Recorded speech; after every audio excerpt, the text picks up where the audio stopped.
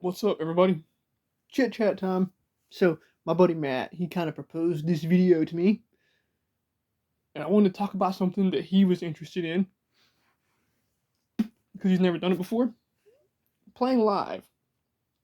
I've played countless house parties, and I don't care what anyone says, that is still a live environment, you know, because you're playing in front of people.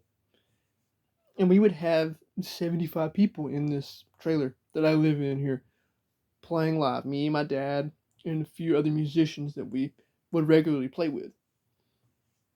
And he wanted me to kind of go over playing live. How should you prepare for playing live? Well, honestly, anything can happen when you hit that stage. When you walk out on that stage, you know, something can go wrong. There's no cheat sheet when you go out on the stage. You can't be playing a song and then screw up a part and be like, "Hold on, guys, let me play that again." You can't do that. It's a matter of you make a mistake, keep going. So let's see here. Let's think a little bit and see if I can give some advice. Like he was asking for. What should you do to prepare for your first live gig or any live gig? Number one, the most number one thing you can possibly do, rehearse your stuff with your band. Practice, dude. I mean, most people think that these bands that we go out and see, they just automatically know the songs and they can play it because they're programmed and they just know how to do it. They rehearse this stuff. Bands have months of tour rehearsals before the tour actually starts. So, yeah, rehearsal's a big one. Because, go to your practice space with your band and you guys can't play the songs in the practice space, how are you going to play it out on that stage when there is no music to look at? There is no time to ask the drummer, "Hey man, time signature switches," things like that. Or the rhythm guitarist, you ask him, "What is this chord progression again?" You got to rehearse all this stuff, get everything ironed out so that you're ready to go when you hit that stage.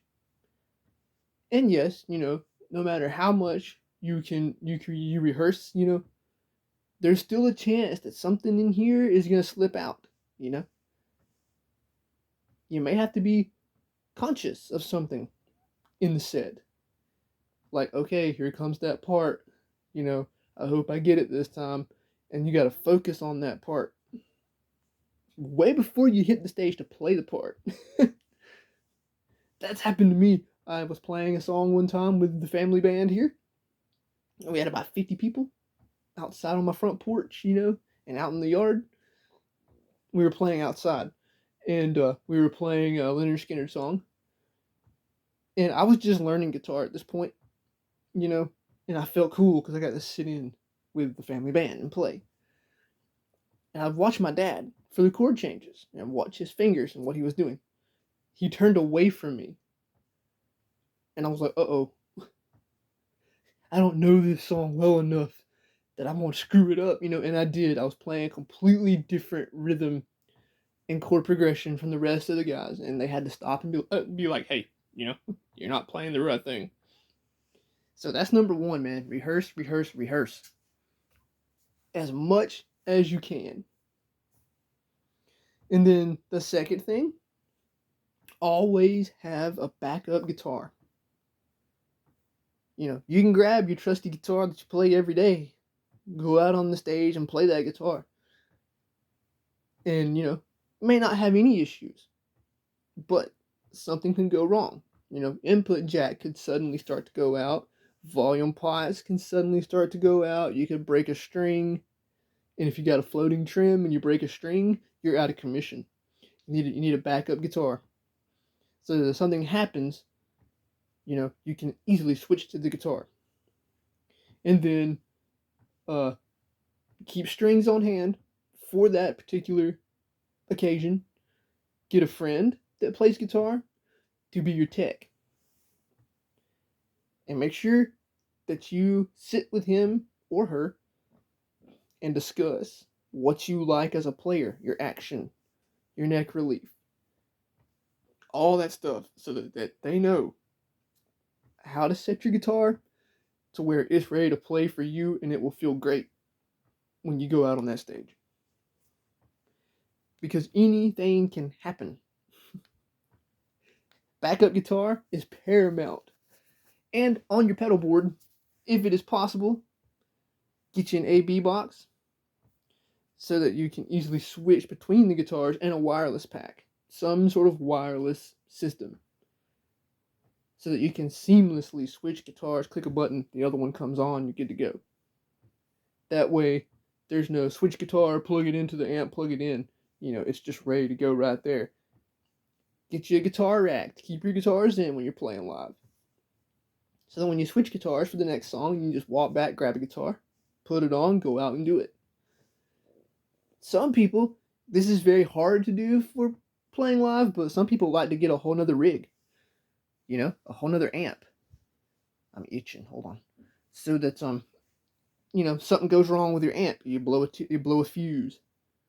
Tubes start going out if you're using a tube amp. Or a transformer goes while you're playing. You'll have another amp to fall back on. But amps and guitars, they're very expensive depending on what kind of guitar you want as your backup and what kind of amp you want as your backup. But yeah, man, playing live, there is no cheat sheet. Anything's possible when it comes to playing live. I mean, seriously. You could walk out there and play it all out in your head of how this night's going to go. This is going to be the best gig I've ever played. Nothing's going to go wrong. And you walk off that stage, the rest of your band avoid looking at you. Because all the things go wrong that you thought would never go wrong. You break a string, you slip and fall on stage. That's very common too. And you're going to eat it pretty good on your chin, your guitar's going to get wrecked. Your strap could come off, strap locks. Get you some strap locks to keep on your guitars.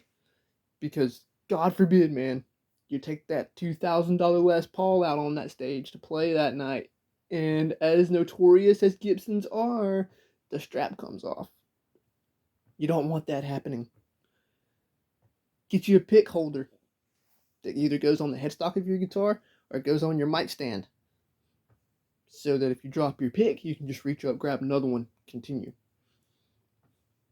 I used to use, when I used to play live, I used to use the Max Grip picks because it was easier for me to grip it. But man, like, playing live, you can prepare all you want, but there's always something. The worst thing is when you're playing some really difficult part in a song, or say you're doing a guitar solo, that they want you to take a solo spot, just you playing. And someone in that crowd is screaming at you and pointing at you, and you kind of look at them and you kind of get lost in what they're saying, and then you forgot what you're doing with your hand. With your chording hand. And you're like, oh. And then you butcher your guitar solo that was supposed to be so cool to you, I've seen a lot of guys, they play a gig, they do real well, but there's things that happen, and then their band avoid looking at them. Or sometimes it's the opposite. You might think, this is the worst gig we've ever played. Nothing went right. Everything went wrong. The sound guy didn't know what the hell he was doing. The lighting was too bright on stage and shit like that. And then the rest of the band and the crew are like, that was the best you guys ever did. I'm so glad you guys played that way. You just never know. Anything can happen. There is no cheat sheet on stage. And I had a person ask me one time, why not just have a music stand out there in front of you, reading a tab book? You can't play that stuff and turn those pages fast enough. There's no way. I mean, if you could do that, dude, like, how many guitarists be doing that today? If they had a little button on their guitar they could flip with their finger and the page turns, dude. It's just like Dream Theater, man. I do not know how John Petrucci can go out on that stage and play a 3-hour show and get every note of that show, damn near every note of that show, right. I don't know how Satch and Steve Vai can walk out there and play their stuff with no music in front of them. It's all from in here. If that was me, dude, I'd be lost before it even started. Like, what section of the song are we in again? What song is this? But yeah, I was talking to Matt about this the other night, and he was like, "You should do a video on this, dude. That'd be cool." But like I said, rehearse, rehearse, rehearse. Step number 1. You gotta make sure you know your stuff.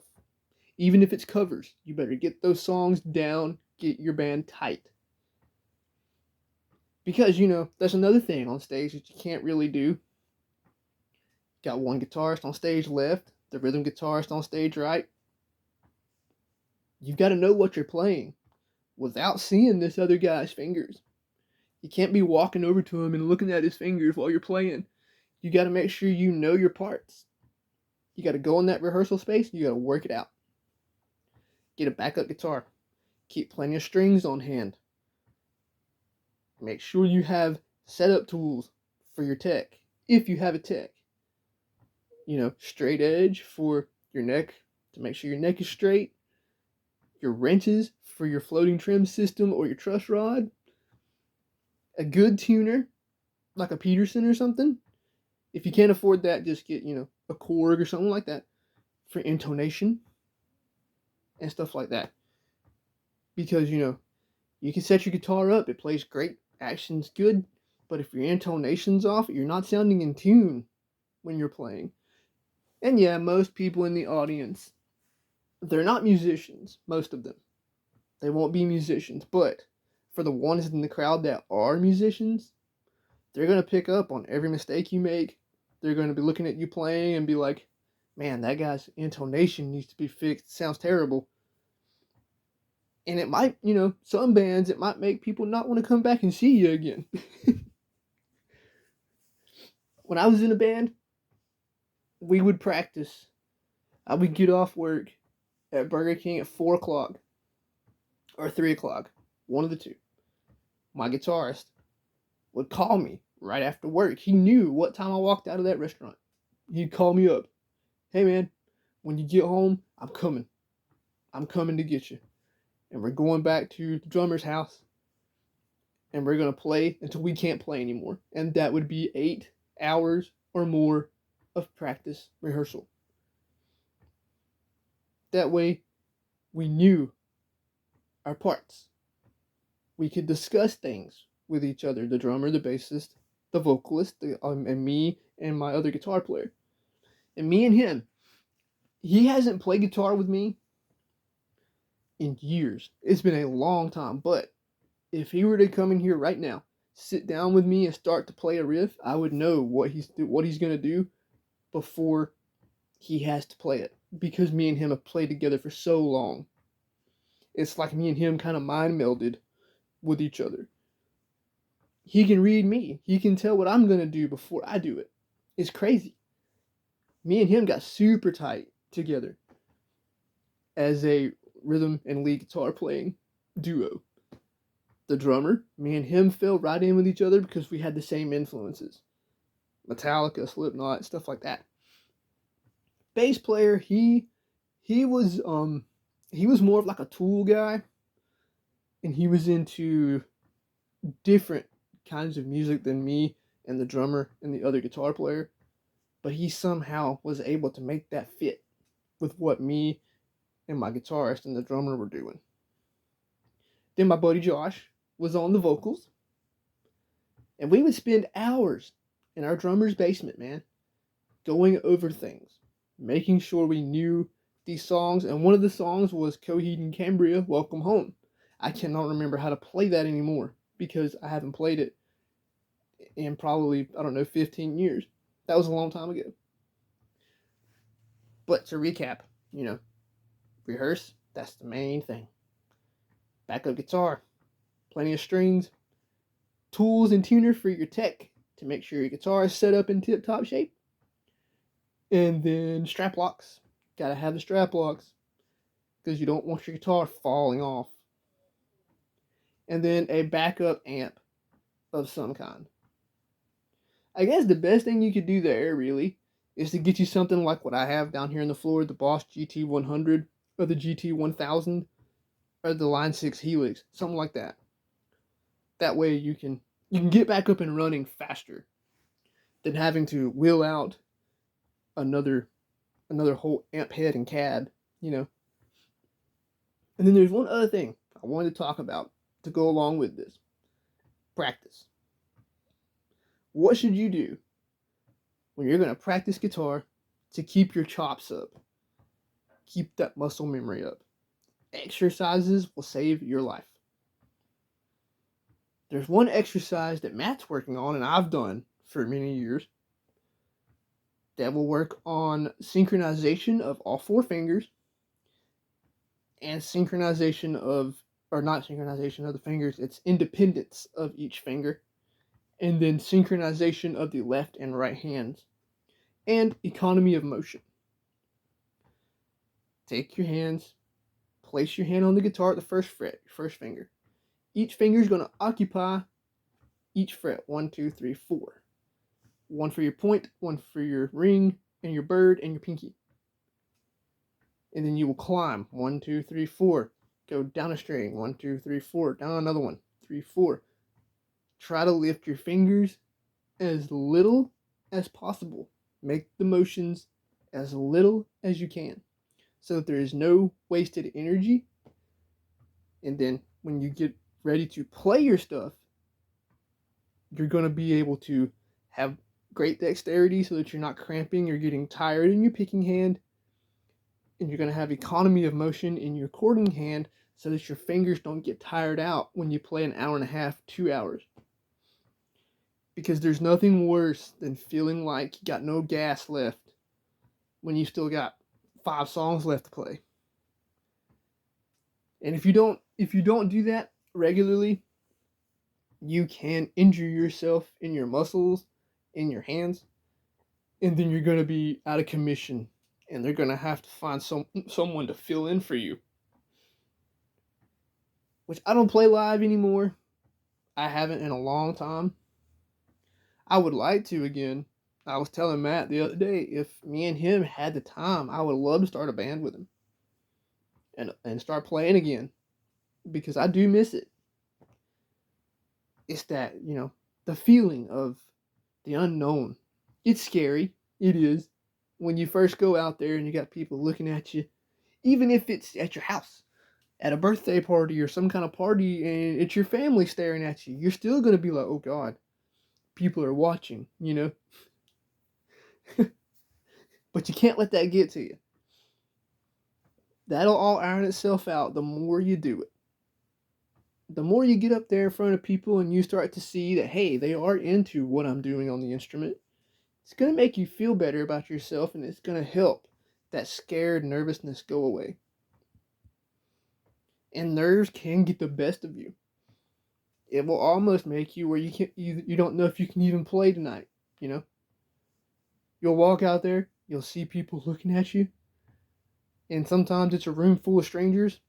You might instantly forget everything you've rehearsed just because of nerves.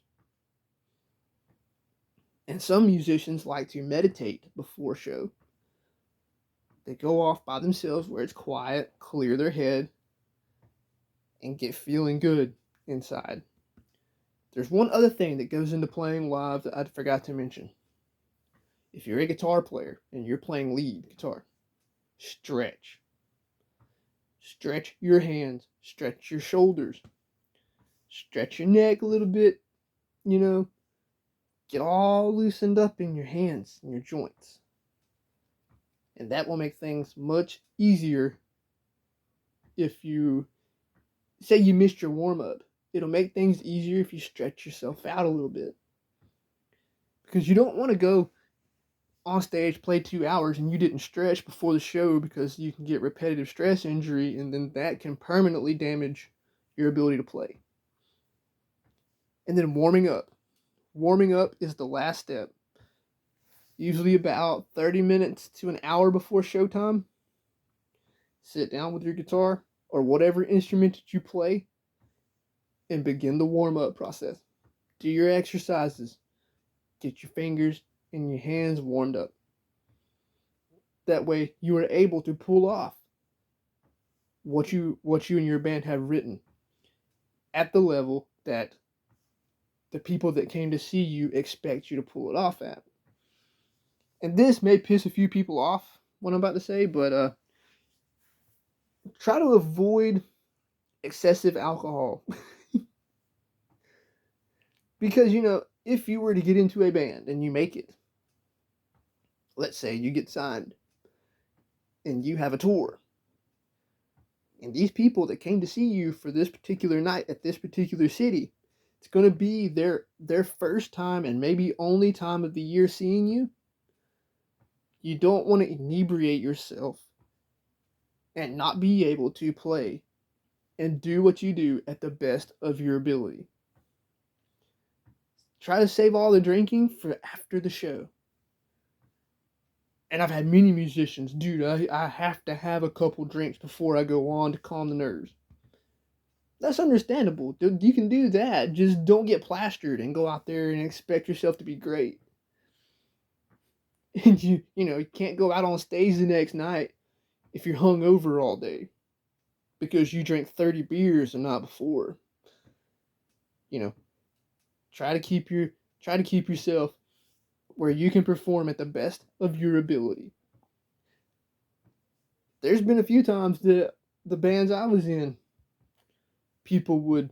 certain people would be under the influence of substances and they can't even play. They can't even focus long enough to play. And me and the drummer and my buddy Josh, we were like, okay, dude, here's how it's gonna be. Save all your recreational shit that you want to do for after we're done with practice or a gig. Because we ain't gonna have someone going out there or coming to rehearsal too messed up to play. And there's one other thing I got confronted with. This is crazy to me, but this kid came to audition for us. And he was watching me play some parts, watching the other guitarists play some parts, and he's like, man, I wish I would have brought my glasses with me. I can't see what you're doing. And then my buddy, Jeremy, that's his name, my guitarist, he said, he pulled me outside, me and my drummer, and he was like, well, guess this guy's out. He was going to be our bass player. If you can't wear his glasses when he needs them to be able to see what we're doing so he can learn, he doesn't need to be in the band. I had no say in that. I just kind of listened. But playing live, man, anything can happen. Do your exercises, get your hands warmed up, keep your chops up. And it seems as you play gigs, every house party we did was usually every weekend. Every weekend, we would have a house party here at my house. And me and my dad and a couple other members of the family band would sit and say, okay, here's the songs we're playing next weekend. You better learn them. You got to learn them. I would sit in here or in my old room in there with CDs and tab books and sit and learn and practice every bit of each of those songs multiple times through so that I was ready. Because I thought, at this time, I was thinking, I'm going to be famous one day. And I want to be the best musician that I can be. It didn't happen, of course, but it was a cool thought. So once again, rehearse. Backup guitar. On the backup guitar, if you have a floating trim on your instrument that you're going to be playing live and you want to get a backup for it, try to get the same model, if possible, and set it up exactly the same as your main guitar. That way, when you switch to that backup guitar, there's no difference in the feel. Because you'd be surprised how, if you play an Ibanez as your main instrument, then you go buy a Schecter that has a floating trim, you would be surprised how different the necks feel. And it does make a difference. Like right now, I play my 550 a lot. I love that guitar. My Prestige. They feel almost identical to each other. And I can play, in my mind, pretty well on those instruments. I can do most of what I hope I can do on those. But if I were to play Matt's guitar that he has, I can't play it as good. If I play my dad's guitar, I can't play that guitar as good because they like their setups to be different. That is very important for a backup instrument. If you're going to have a backup to, say, an RG 550, let's just use that as an example, try to get the same one and set it up exactly the same as what your main guitar is, so that there is no difference in feel. You'll be able to plug it in and it will just feel natural to you because you played that guitar the most. So that's really all I wanted to say. I hope you guys enjoyed. And I don't want this to sound like I know everything there is to know about playing live, because I don't. I mean, I'm just going off experience, what's happened to me. Like, not being prepared enough with my dad turning away from me and being like, uh-oh, I don't know this song as well as I thought I did, and then screwing the whole thing up for the band. It's crazy how something like that can happen. And you think, I got this, I've practiced it enough. The moment that someone turns away from you and you can't see what they're doing, and then suddenly your mind decides to fly away like a little bird and you forget everything. It is possible. And I'm sure that, Petrucci, Satch, Steve Vai, Kirk Hammett, all those guys have probably been in that situation before. James Hetfield actually played the wrong intro. I think he meant to play one and started playing Fade to Black. And then all of a sudden, all he did was go, oh man, you guys have already heard that one, huh? And then they stopped and started into one. So there is quick recoveries. Sometimes things happen that you can't recover from.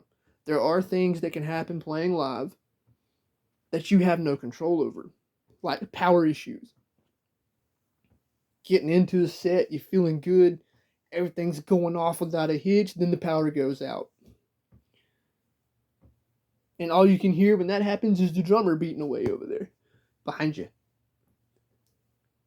And then you gotta wait for the power to come back on. God knows how long that's gonna take. And then, you might have to re-warm up again. Or you have to go back out there and either start the song over, or if it's off for just a few seconds, you can go right back into where you were. I was at a Devil Driver concert one time, and this was cool to me. It's the first time I'd ever seen this in person. The guitarists, they were playing Clouds Over California. And they're playing the song. They get to the second verse, going into the second chorus. The guitarist, Mike, his guitar went out, his amp. Something happened to his amp or his wireless pack or something. And everything stopped. Dez is like, the singer is like, hold on, guys, hold on, stop the song. We got, Mike ain't got nothing over here. And then the techs do, what they did to fix the issue. And then Dez looks at Mike and he's like, what do you think, man? Start it back from the second verse. And I just see him look over at him and go like that, like, yeah, he don't say nothing. He just nods his head and they're right back into that song like they didn't even miss a beat, man. It's so cool. And that's how you know that people are tight together as a band. They've been playing a long time. The only way to get your band tight with each other is to spend that time rehearsing. Because the more you play together, the more that your band becomes a unit. Not just one great musician in the band carrying everybody else. It's a unit. A whole unit. And you guys function like a machine. I went to audition. Let me tell you this story. I went to audition for a band with the same drummer I had before. He calls me up, hey man, I need a guitar player. I need a lead guitarist for my band. Would you like to come audition today? And I was like, yeah, dude, sounds good. I can come over there, no problem. He's like, I'll come pick you up because I don't drive. He's like, I'll come get you. And I was like, all right, dude, I'll be waiting. I'll get my stuff together. And we go to his house, and I meet the people in the band. We were called the Wicked and Wise. We used to have a Facebook page. It does not exist anymore. Apparently, our drummer deleted it because we disbanded a long time ago. But he comes to get me, and I go in to the basement, the old basement, where I spent countless hours playing awesome music. And there's this new group of kids in there. And I felt weird because I'm the oldest person in the band. Well, not technically in the band, but I'm the oldest person in the room. And the guitar player had his girlfriend there. The bassist had his girlfriend there. The singer had his sister with him. And they're going to have a fun day playing music. And my drummer did not tell them, hey, this is his audition for this band. He basically said, let's just go, dude. Let's just start playing something.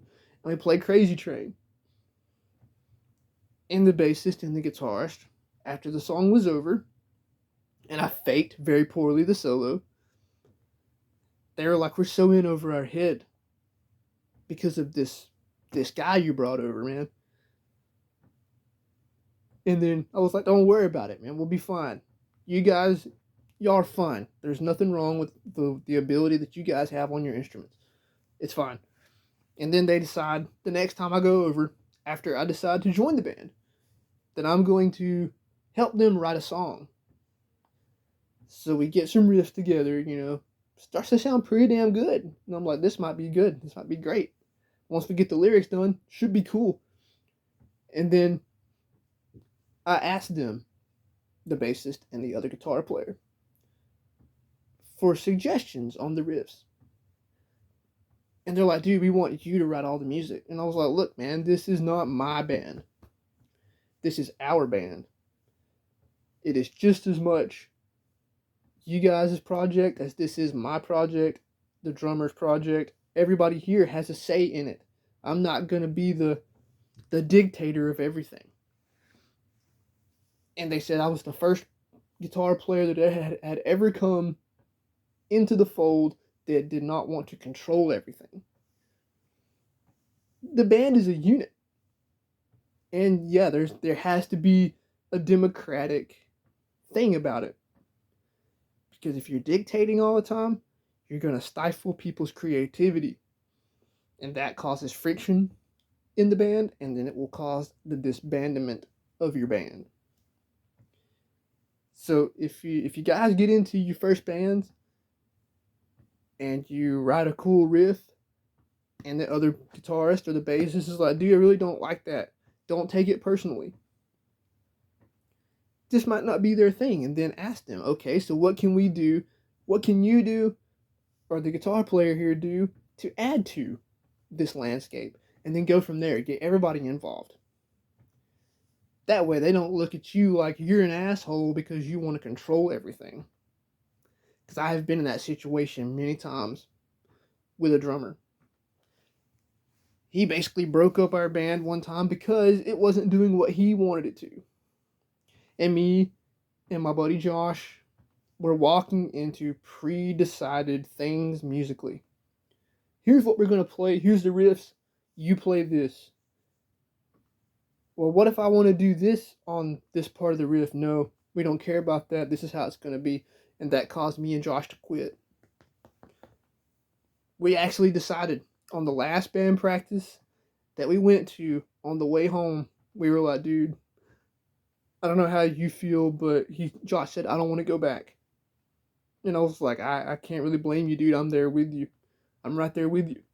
And we never went back to that. And that band never did anything. It just fell apart. All because of one person wanting to dictate everything that happens. And then there was one other story I'll tell you guys. Is that I went over to practice one day with a band. same drummer, same basement. And the kid that played guitar with me, he wasn't up to my level of guitar, but he was getting there.